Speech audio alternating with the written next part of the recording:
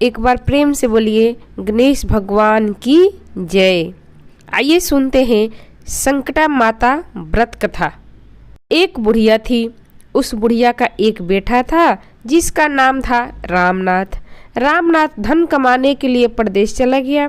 बुढ़िया अपने पुत्र के विदेश जाने के बाद बहुत चिंतित और दुखी रहने लगी, क्योंकि बहू उससे प्रायः नित्य खरी खोटी सुनाया करती थी। इसलिए बुढ़िया प्रतिदिन चिंतित और उदास रहती और घर के बाहर स्थित कुएं पर बैठकर रोया करती। बुढ़िया का यह क्रम रोज चलता रहा। एक दिन कुएं में से दिये की माँ नामक एक स्त्री निकली और उसने बुढ़िया से पूछा, बुढ़ी माँ, इस तरह तुम बैठकर क्यों रोती हो? तुम्हें किस बात का कष्ट है? तुम मुझे अपना दुख बताओ, मैं तुम्हारे दुख दूर करने का प्रयत्न करूंगी। बुढ़िया ने उस स्त्री का प्रश्न सुनकर कोई भी जवाब नहीं दिया और रोती ही रही। दिये की माँ बार बार एक ही प्रश्न दोहराई जा रही थी। वह बुढ़िया इस बात से झुंझुला उठी। उस बुढ़िया ने दिये की माँ से कहा, तुम मुझे बार बार ऐसा क्यों पूछ रही हो? क्या सचमुच ही मेरा दुख दूर कर दोगी? बुढ़िया की बात सुनकर दिये की माँ ने उत्तर दिया, मैं अवश्य ही तुम्हारे कष्टों को दूर करने का प्रयत्न करूंगी। बुढ़िया ने दिये की माँ का ऐसा आश्वासन पाकर कहा, मेरा बेटा कमाने के लिए प्रदेश चला गया है। पीछे मेरी बहू मुझे बहुत बुरा भला कहती है, यही मेरे दुख का कारण है। बुढ़िया की बात सुनकर दिये की माँ ने कहा, यहाँ के वन में संकटा माता रहती है, तुम अपना दुख उनसे सुनाकर कष्ट से छुटकारा पाने के लिए प्रार्थना करो। माँ बहुत दयालु है, दुखियों के प्रति बहुत सहानुभूति रखती है, निसंतानों को संतान, निर्धनों को धनवान, निर्बल को बलवान और अभागों को भाग्यवान बनाती है। उन पर कृपा से सौभाग्यवती स्त्रियों का सौभाग्य अचल हो जाता है। कुंवारी कन्याओं को अपने इच्छित वर की प्राप्ति होती है। रोगी अपने रोग से मुक्त होते हैं। इसके अलावा जो भी मनोकामना हो वो सभी पूरा करती है, इसमें कोई भी संदेह नहीं है। दिये की माँ ऐसी विलक्षण बात को सुनकर बुढ़िया संकटा माता के पास गई और उनके चरणों में गिरकर विलाप करने लगी। संकटा माता ने बड़े ही दयालु होकर बुढ़िया से पूछा, बुढ़िया तुम किस कारण इतने दुखी से रोती रही हो? बुढ़िया ने कहा, हे माता, आप तो सब जानती हो, से तो कुछ भी छिपा नहीं है। आप मेरे दुख को दूर करने का आश्वासन दे तो मैं अपनी दुख गाथा आपको सुनाऊंगी। बुढ़िया की बात सुनकर संकटा माता ने कहा, मुझे पहले अपना दुख बताओ, दुखियों का दुख करना ही मेरा काम है। संकटा माता के ऐसा कहने पर बुढ़िया ने कहा, हे माता, मेरा लड़का प्रदेश चला गया है। उसके घर में ना रहने से मेरी बहू मुझे बहुत तरह तरह की सुनाया करती है। उसकी बातों मुझसे सहन नहीं होती, इसी कारण मैं परेशान होकर मैं बार बार रोया करती हूँ। बुढ़िया की इस दर्द भरी कथा को सुनकर संकटा माता ने कहा, तुम घर जाकर मेरे लिए मन्नत मनौती मांगकर मेरी पूजा करो, इससे तुम्हारा लड़का सकुशल घर वापस आ जाएगा। मेरी पूजा के दिन सुहागन स्त्रियों को आमंत्रित कर उन्हें भोजन कराना, ऐसा करने से तुम्हारा लड़का अवश्य ही तुम्हारे पास आ जाएगा।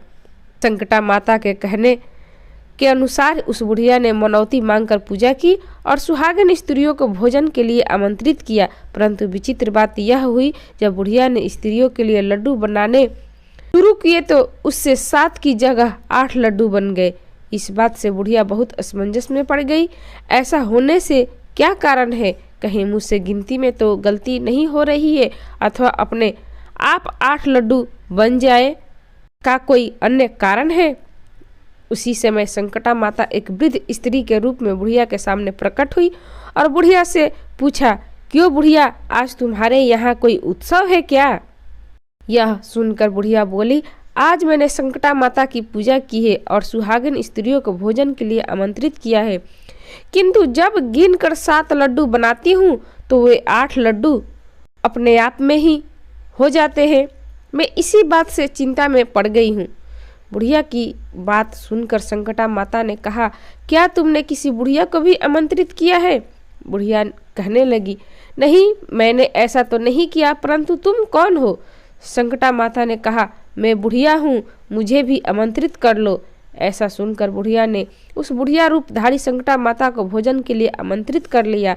इसके बाद बुढ़िया के घर पर सभी आमंत्रित सुहागिनें आ पहुंची और बुढ़िया ने सबको लड्डू तथा अन्य मिठाइयाँ आदि का भोजन कराया। इससे संकटा माता उस बुढ़िया पर बहुत प्रसन्न हुई और माता की कृपा से उस बुढ़िया के बेटे के मन में अपनी माता और पत्नी से मिलने की इच्छा उत्पन्न हुई और वह अपने घर के लिए चल दिया।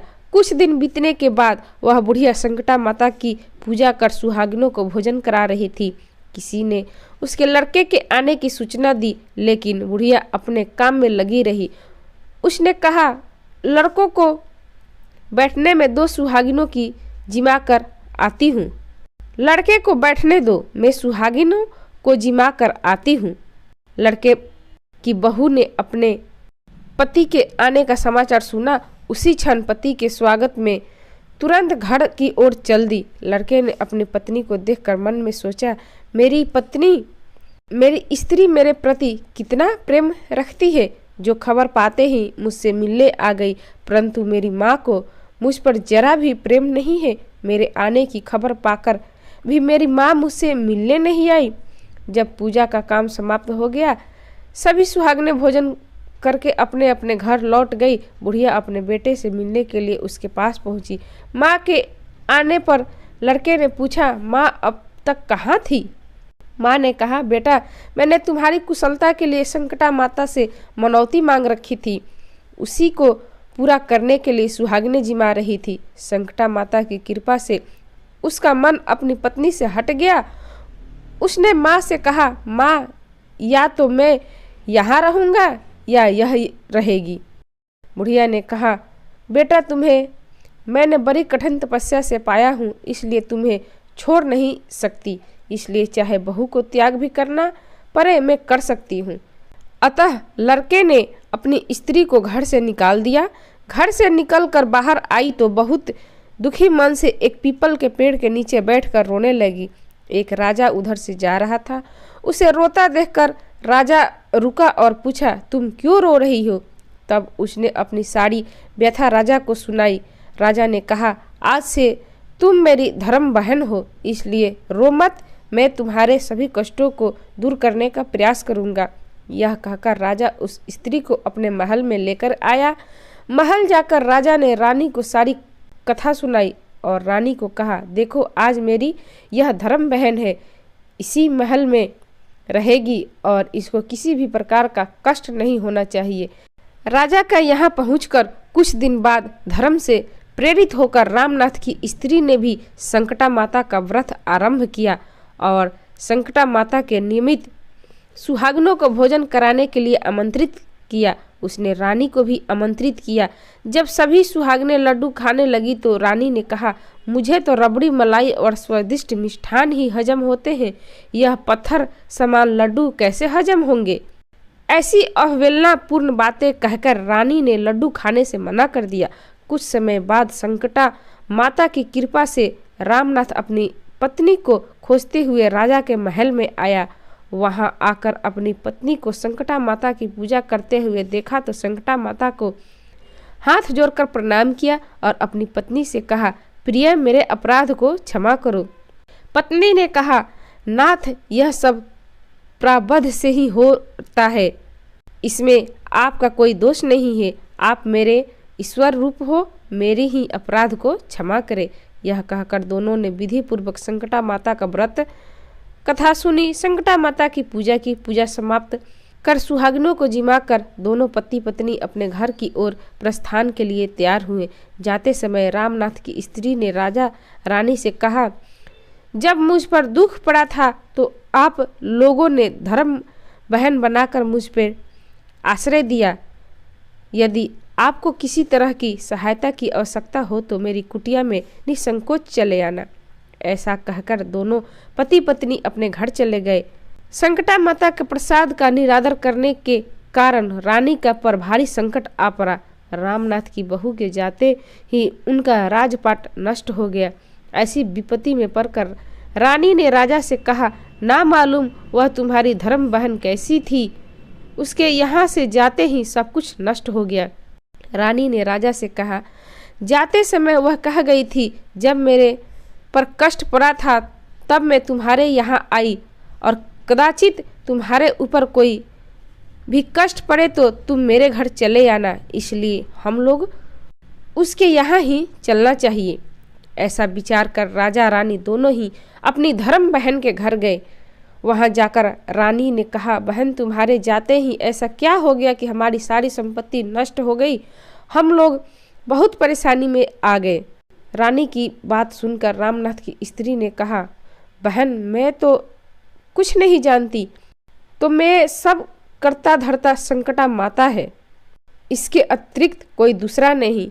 इसलिए मेरी राय में तुम संकटा माता से अपनी भूल के लिए क्षमा याचना करो, उन्हीं की मान मनौती से तुम्हारा काम बन जाएगा, तुम्हारे सारे बिगड़े काम अपने आप सुधर जाएंगे। रामनाथ की स्त्री की बात सुनकर रानी ने श्रद्धा भक्ति से संकटा माता का व्रत किया और सुहागिनों को जिमाकर अनजाने में हुई अपनी सब भूलों के लिए संकटा माता से बार बार क्षमा मांगी। रानी के ऐसा करते ही संकटा माता प्रसन्न हो गई और रात में रानी को स्वप्न में कहा कि तुम दोनों पति पत्नी अपने महल को चले जाओ, वहां जाकर मेरी पूजा करना और मेरे नियमित सुहागिनों को जिमाना। ऐसा करने से तुम्हारा गया हुआ राजपाट तुम्हें दोबारा वापस मिल जाएगा। सुबह होते ही रानी ने अपने स्वप्न की बात राजा को बताई। रानी की बात सुनते ही राजा उसी क्षण रानी को साथ लेकर अपने महल की ओर चल दिया। महल में आने के बाद राजा रानी संकटा माता के कहे अनुसार पूर्ण भक्ति भाव से संकटा माता की पूजा की और सुहागिनों को भोजन कराया। ऐसा करने से उनका बिगड़ा हुआ सारा समय सुधर गया और सारा राजपाट उन्हें वापस मिल गया और वह पहले की ही तरह राज्य को भोगने लगी। बोलो संकटा मैया की जय। संकटा माता व्रत का कथा समाप्त हुई। एक बार प्रेम से बोलिए, श्री गणेश भगवान की जय, संकटा माता की जय। तो ये थी संकटा माता की प्रस्तुति। आपको कैसी लगी? अच्छी लगी तो इसे लाइक करें, शेयर करें, कमेंट्स करें और मेरे चैनल को सब्सक्राइब करें। कथा सुनने के लिए आप सभी का धन्यवाद।